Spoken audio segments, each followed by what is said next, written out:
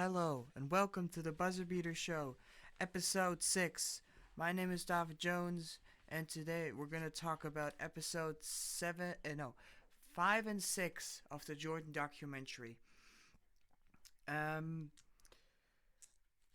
I think this documentary has 10 episodes, so there's probably going to come two more about each episode, and then there's gonna be finally something else. I just wanted to talk about this because I really like this documentary and I really enjoy it.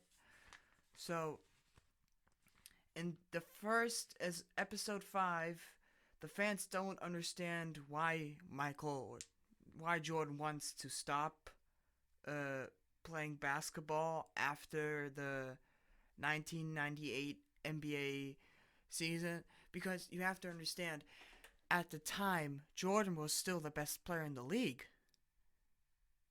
After the All Star game, he won an All Star MVP.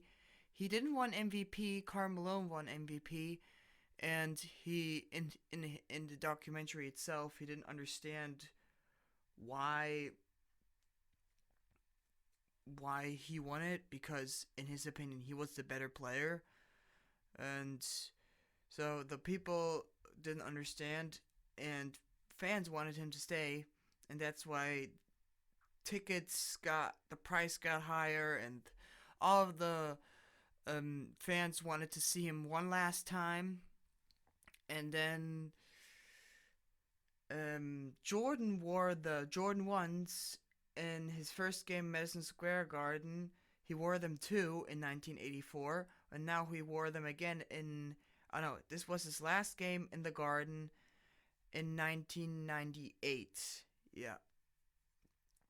And then we go back to the shoe deal and stuff, that the NBA wanted to treat the NBA players more like shoe celebrities, more like fashion celebrities. At the time, golf and tennis players had like these shoe contracts or these clothes contracts, and so they wanted to have it like as the same with the NBA players.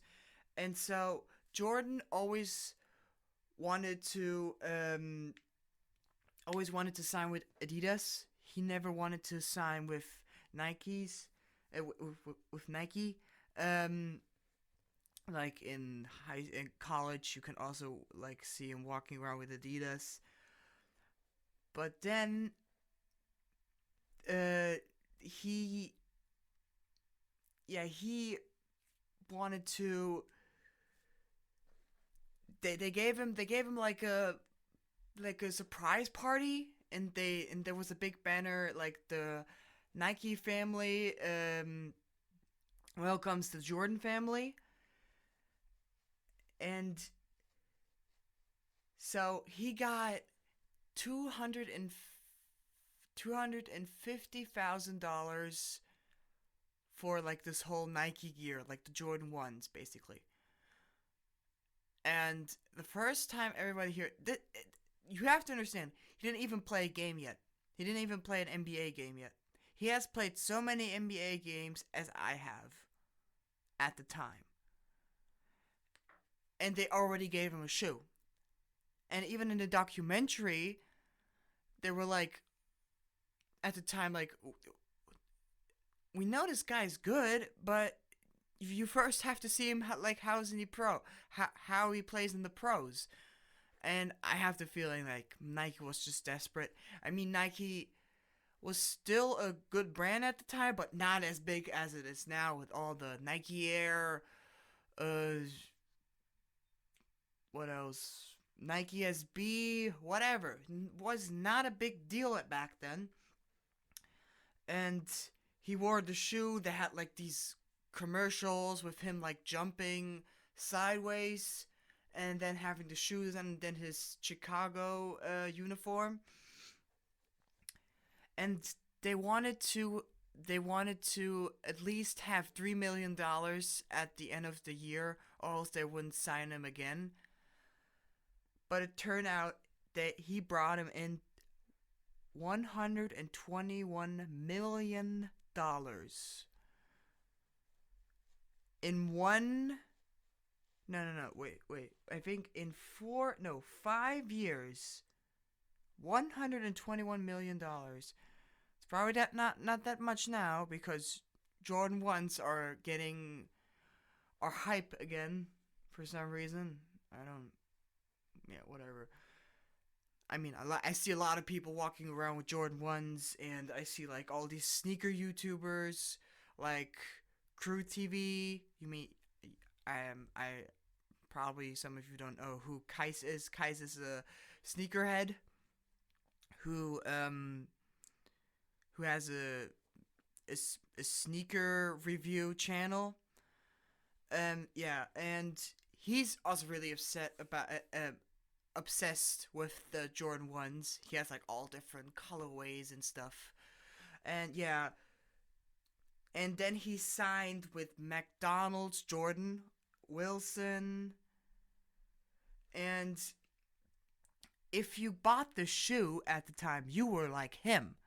And that was like and later they came like Be Like Mike commercial with Gatorade and stuff. And at the time, the sneakers really became fashion. They became fashion. And then he had like all the commercials with Larry Bird, Spike Lee, even Magic Johnson. And yeah, and then they had like this timeline skip again where they went back, and then they went back again to 1998, and then Jordan got a standing ovation by the Knicks fans in Madison Square Garden, which I understand, although he taunted us in the 1993 finals, which we're going to talk about in a sec. But they gave him a standing ovation because he was one of the only guys. Okay, yeah, not the only guys, but he taunted us, but in a respectful way. I think never ever would the Knicks would have given Reggie Miller or just Reggie Miller. Never would have given Reggie Miller a standing ovation. Reggie Miller, the guy who did the choke sign to Spike Lee, never. And Jordan was respected. And then after the game, Patrick Ewing like shaked hands with him, and then we went back to 1999 in a documentary, and then there was like a lot of people thinking that after 1993, the 1992 Bulls team was the best Bulls team ever. From 1993 perspective, probably the best Bulls team is probably the 1996 where they went 72-10, which was broken by the Golden State Warriors in 2015 with 73-9. Yeah. And then Jordan didn't like. Then they went to the 1992 finals, and Jordan didn't like all the comparisons that were made to him about Clyde Drexler being similar to him, Clyde Drexler being like a sort of the same player as him, and he didn't like that, just because they had the same position and stuff, and he could dunk the ball like him. But then like Jordan completely taunted him, and he set up a 30 like an NBA Finals records for 35 points at half and 5 threes. And also Magic Johnson talked about like Jordan wanting to completely destroy Clyde Drexler. He talked about it. And yeah, then they won the 1992 finals with 4-2. And then the 1992 Dream come along. And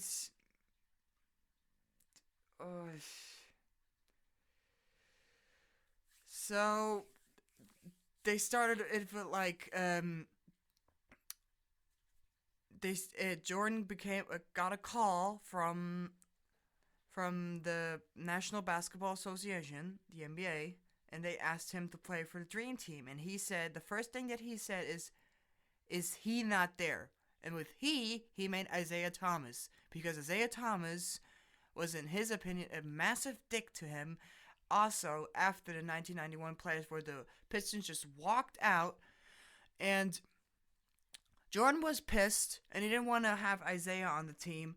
And Isaiah had beef with a lot of players on the team. He had beef with Bird, Johnson, Pippen, Jordan, Charles Barkley, all those guys.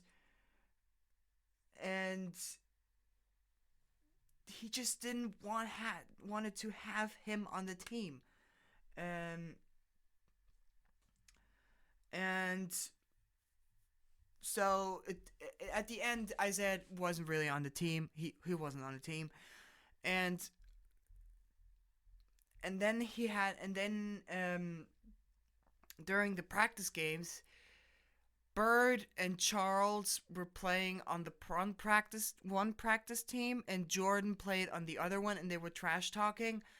And then they were like up by 8, and then Jordan and then Magic said like, "Yeah, you're not gonna win this. You gotta be more physical." And that Jordan got pissed and he exploded for like 9 points in, I don't know, like 2 minutes, and then they lost the practice game. I know it was just a practice game, but it was super competitive because the best NBA players were playing together. And side note, I think Jordan didn't want Rodman either. I mean, come on. Just because you had beef, just because you couldn't get along, you had to backstab the best rebounder of all time? Why would you do that? It's not cool. Not cool. And then everybody knew this was going to be a new era because Jordan was taking over. It was like the new fashion thing with, like, what I just talked about with the shoes and all the big logo signs with like the new superstar, which has never been done before with Jordan, like one single player being this hyped with the internet and stuff. And now we come to a very interesting player, Tony Kukoc. Tony Kukoc was drafted in 1992, I'm pretty sure. And then he was a really big part of the 1996 to 1998 playoff run, championships. And he's from the country Slovenia? I think it's Slovenia. One eastern, mid-east country, I'm pretty sure. And first, they already signed him in 1992. Jerry Krause looked at the game, but he first wanted to play in the Europe League before he went to the NBA. And so this was a really bad timing with Jerry Krause because Pippen was still back home, upset. Jerry Krause went to the game in 1990, and Pippen was upset because Jerry Krause didn't sign his contract yet, and all of this, like they said his children were back home, and he didn't care, so he went back. So he backstabbed them. That's what they wanted to say, which I absolutely don't understand. And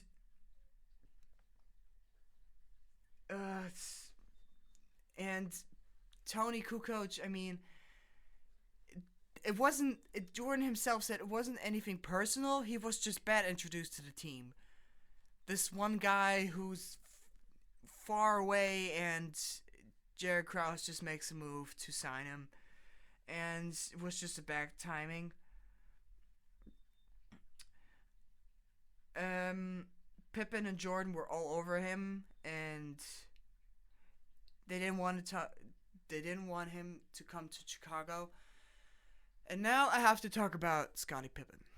He is the dumbest person in this situation. No, I'm okay. Scotty, you're probably not gonna hear this, but you're stupid. What are what are you doing even today? What are you doing? You are jealous because a guy from a mid eastern country who has a war right now in his country. You are jealous because Jerry Krause didn't sign your contract yet with him, and that's why you were jealous and angry, and you're not welcome your new teammate. Yeah, I'm happy that the Knicks beat you in 1994 and you cried like a baby. I don't care. I'm happy. You're stupid. Like saying like today the NBA is soft. Oh, just because players don't want to get hurt and players respect each other and don't always want to have started beef. Like, how can you? Oh my God, you're such an. You're an old head. There are a lot of older people who respect the NBA, but you're not one of them.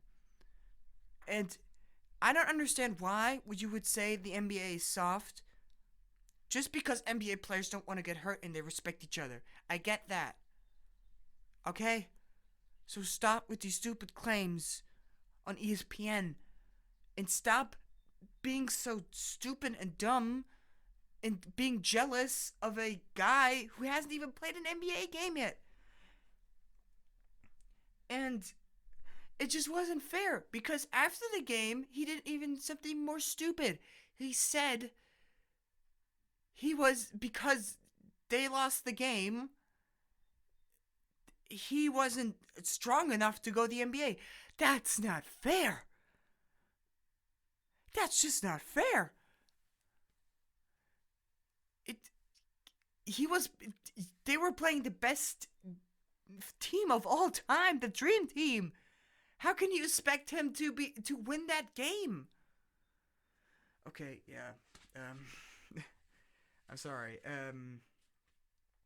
And the second meeting, which was actually the finals, he played better.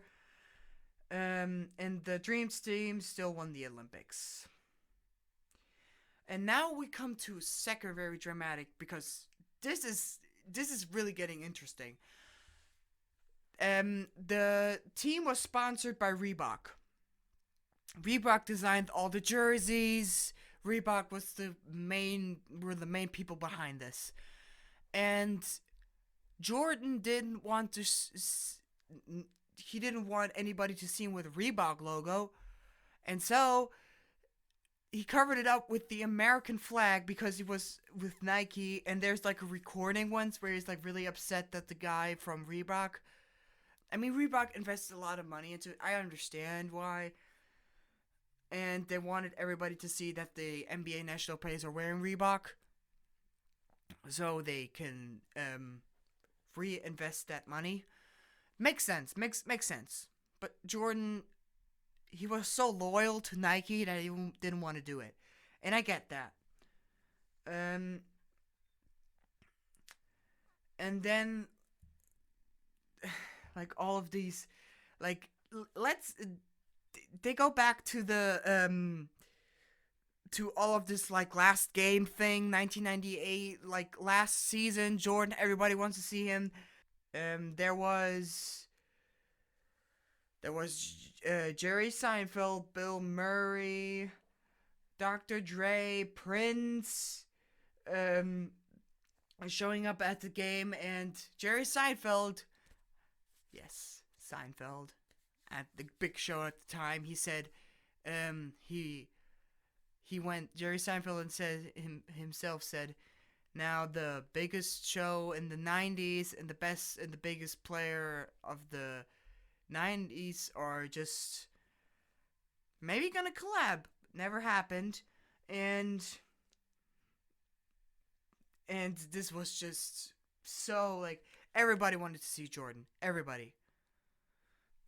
And it's just crazy. Like he was a special player. Yeah. So, this is the end, basically, I actually said at the beginning that I'm gonna talk about episode 5 and 6.